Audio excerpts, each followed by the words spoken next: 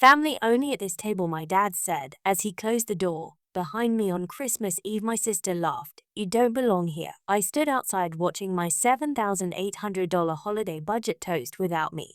So I froze every card, cancelled every bill, and mailed one letter that made their new year start with court papers. As I stood outside in the freezing air, my breath visible against the December night, clutching the gift bags I had spent weeks carefully assembling inside the glow of the Christmas tree reflected off the window panes, and laughter erupted from the dining room. The door shut firmly behind me, with a click that sounded far too final. You don't belong here, my sister sneered just before the door closed. I caught one last glimpse of her smug face as she turned back to the table, her expensive necklace glimmering under the chandelier. The whole family was gathered around the oversized oak table I had bought for them last year. They were toasting with champagne I had on no. Only paid for my $7,800 holiday budget being cheerfully consumed without me. I stayed there for a moment, blinking against the sting of cold and betrayal. My hands trembled slightly, but not from the winter air. From the inside, I could still hear the echo of my father's voice. Family only at this table.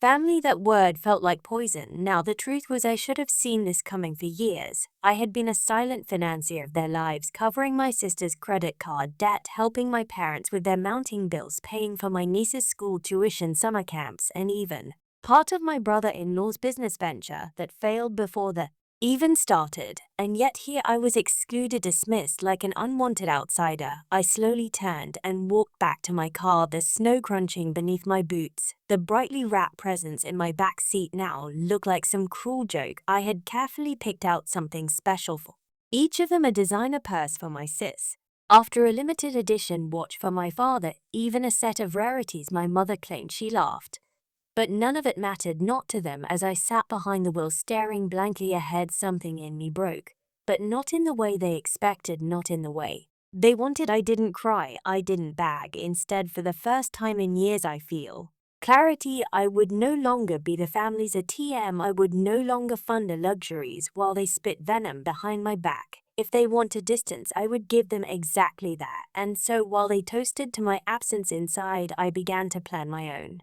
kind of holiday gift when they wouldn't be able to return or ignore. 2 days later, after freezing every credit card, canceling every automatic payment, and cutting off every financial lifeline they had comfortably depended on, I dropped one final envelope in the mailbox, certified mail, legal papers, and closed. Their new year would start not with fireworks, but with court papers. You might think this all started on Christmas. See, if you'd be wrong, the in my family had been growing for years, like mold creeping quietly behind expensive wallpaper. The truth is, I was never truly family to them. I was a wallet with a pulse that began after college. I had landed a solid job, nothing fancy, but steady. My sister, Lisa, the so-called jewel of the family, had already developed a taste for luxury far beyond her means. My father liked to joke that she was born wearing designer shoes. My mother called her a little princess, and me, I was the practical one, which in their language meant the one who pays when Lisa's husband left her after cheating, why,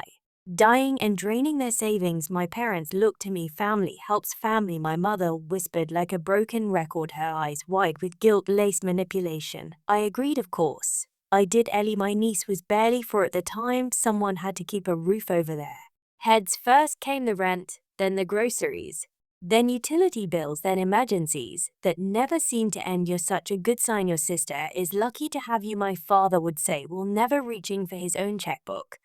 But the real poison came later, when Lisa started working again, a job with a solid salary and full benefits. I thought my role would finally shrink. I had sacrificed vacations, promotions, even relationships to hold my family together. But instead of gratitude, Lisa Volt, she upgraded her car. While I drove my decade-old sedan, she bought designer bags. While I cut coupons for groceries, she enrolled Ellie in private ballet classes while I skipped my own medical appointments to avoid extra expenses. And still they wanted more. You make more money than us, Lisa would say, her voice syrupy sweet, but loaded with venom. It's only fair. My parents, sitting silently at the dinner table, always nodded in agreement. Of course, they did. The arrangement worked perfectly for them. But their greed was Didn't even the worst part. The worst was the humiliation of family dinners. Lisa would take subtle jabs in front of everyone. "Oh, don't be so cheap, Dave," she'd sneer if I questioned her latest lavish expense. "Not everyone can live like you. No vacations, no hobbies, but I guess that's how you afford to help us, right, Mom?" The room would erupt in awkward chuckles as I'm mocking me with some inside joke. I would fake a laugh and swallow my pride again. But everything snapped the night I overheard them. I had arrived early for Thanksgiving. As I stepped quietly into the house, I heard voices coming from the kitchen. "Honestly, Lisa," my father chuckled, "your brother's such a loser. No. A wife, no kids, nothing. He clings to this family like it's all he's got." "Yeah," my sister added, her voice using cruelty. "You should be grateful. We even include him at all. I mean, who else would tolerate him? At least he's good for something, paying my bills." They laughed. My mother joined it. I froze. All those years of sacrifice. Vice of quietly taking every financial hit, of being the dependable one. And this was how they spoke about me behind closed doors. I didn't confront them that night, not yet. I left quietly, my stomach burning like acid. But inside me something shifted permanently. For the first time, I allowed myself to see the truth. They didn't love me, they loved what I provided. The next month my sister's demands grew bolder. She called asking if I could cover a small loan, $5,000 for a down payment on a luxury timeshare. I said no. Her response was immediate and brutal. "Well, after everything I've done for you," she spat. "Don't be a selfish Lou," said Dave. That word again, loser. The very next day, my father called me, voice full of stage disappointment. "Son, you know Lisa's struggling with a few thousand to you. You've always helped before." I almost laughed. "Struggling with her designer handbags, spot weekends, and luxury vacations. Struggling." Then came the final insult. My sister, "Send me a message. You're lucky we still that you sit with us at the family table. Most families would have cut off dead weight like you already." That Christmas they did exactly that. And when my father shut the door in my face with those final words, "Family only at this table," they weren't just excluding me from dinner, they were excluding me from the family entirely. But here's the part they didn't see coming. I had receipts, literal receipts, years worth of bank statements, wire transfers, credit card payments I made on their behalf. Every dime I spent bailing them out, every loan I covered, every bill I quietly paid while they laughed behind my back, or carefully, Dr. Minute. And now all of it was in my lawyer's hands, because this wasn't just emotional anymore, it was financial exploitation, fraud. And by the time they opened that envelope on New Year's Day, certified mail priority delivery, they would realize that I wasn't the family loser. I was their victim, and victims eventually fight back. The certified letter arrived on January 2nd, right after they finished spending my money on their lavish New Year's Eve party. I know exactly how it unfolded. My father would have opened the envelope first, his face twisting in confusion as he pulled out the thick stack of legal documents. My mother probably tried to read over his shoulder. Lisa, my sister, standing behind them, arms crossed. Smog is always at first. But then the smugness evaporated, because attached to those papers was a full financial audit. Every transfer, every loan, every silent bailout I had provided for over 6 years, itemized, time-stamped, and accompanied by my lawyer's demand for full reimbursement. Under the grounds of find it, angel abuse, coercion, and sustained exploitation, and attached to that notice of pending civil litigation. I didn't hear from them for 3 days. Then my phone rang. It was my father. The second I answered, the shouting started. "What do you think you're doing?" he roared so loud I had to pull the phone away from my ear. "You're suing your own family." I stayed calm, ice cold.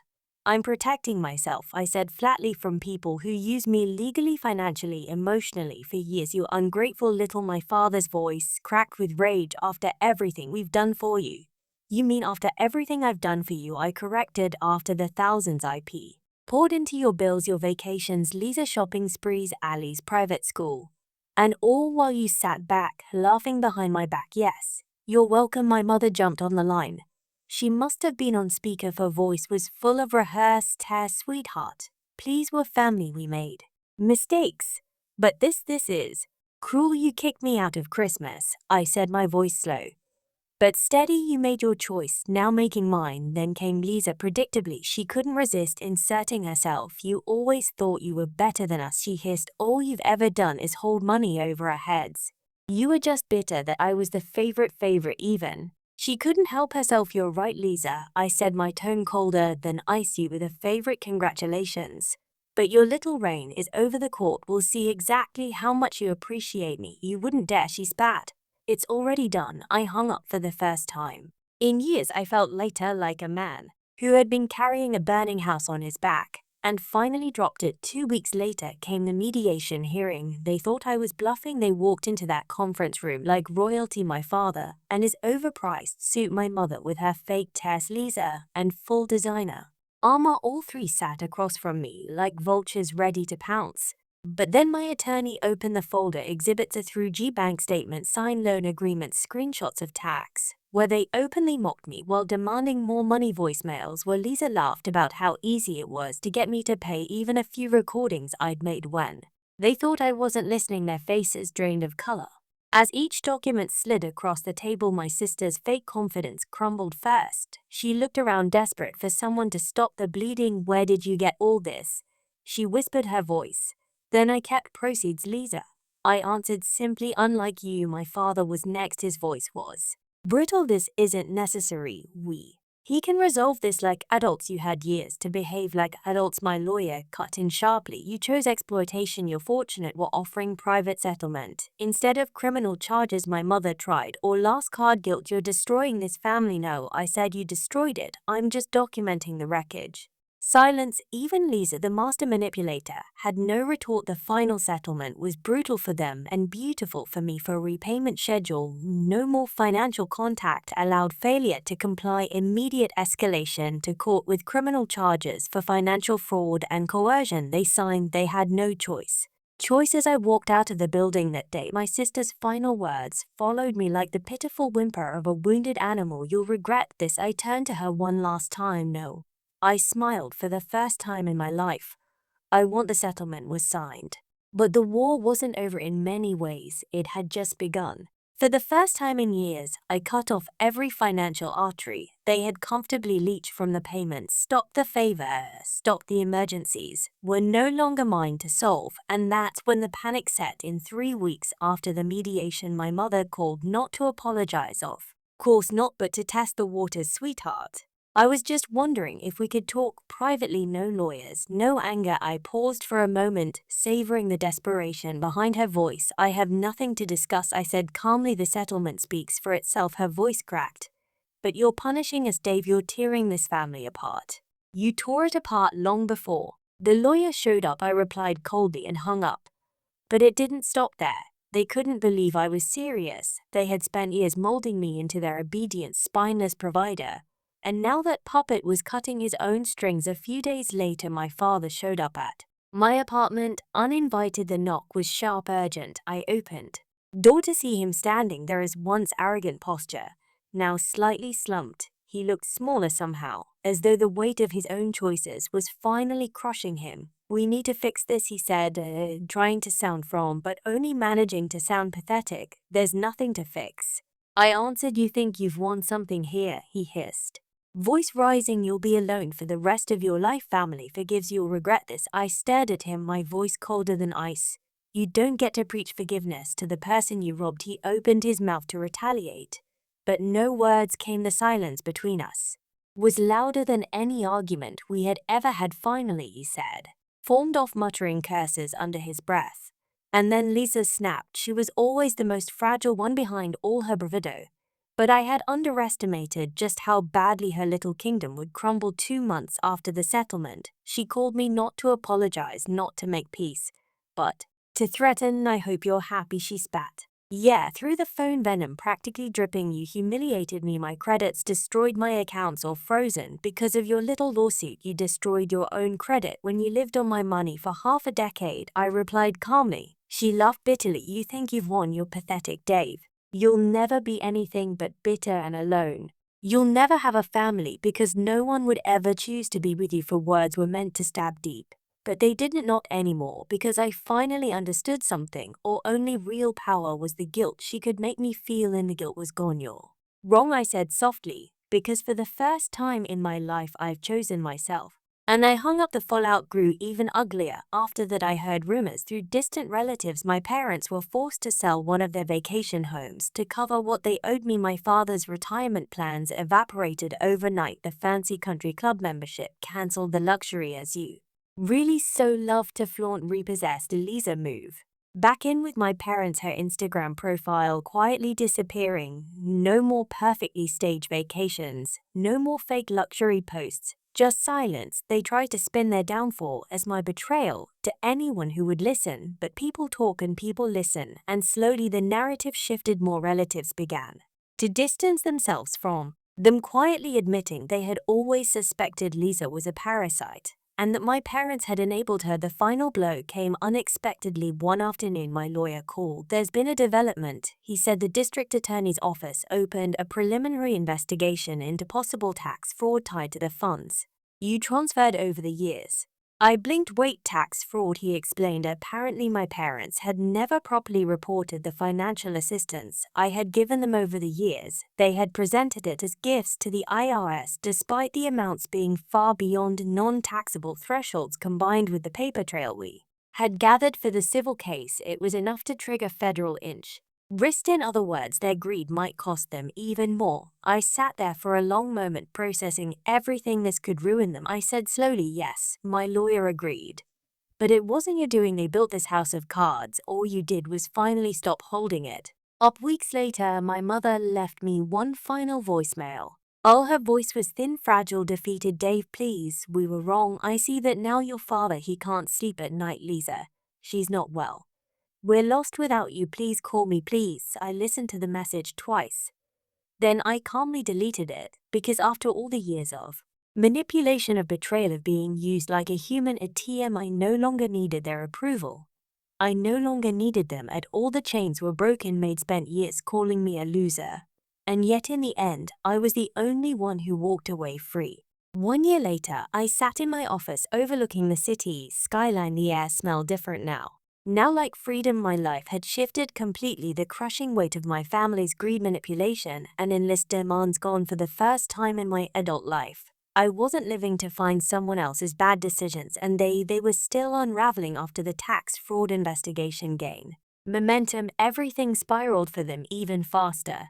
Or than I expected. My parents were slapped with massive penalties. Decades of shady accounting unraveled under federal audits. Their precious golden years were now soaked in unpaid debts, legal fees, and frozen assets. The house they loved to parade as a symbol of their success sold at auction. Lisa, oh poor Lisa, how it even worse for credit was decimated. Her bank accounts frozen in. When the IRS started crawling through her finances, they discovered things even I didn't know about: offshore transfers, unpaid business taxes, and fake show company she used to hide side hustles from her own husband. It turned criminal indictments were issued. She played out 2 of void prison. The same sister who once called me a loser as she slammed The Christmas Story my face now worked night shifts as a waitress, barely making rent, for luxury handbags long since sold. Her Instagram deleted, or fake influence. Your lifestyle reduced to nothing. For full was spectacular, but none of that brought me the real satisfaction.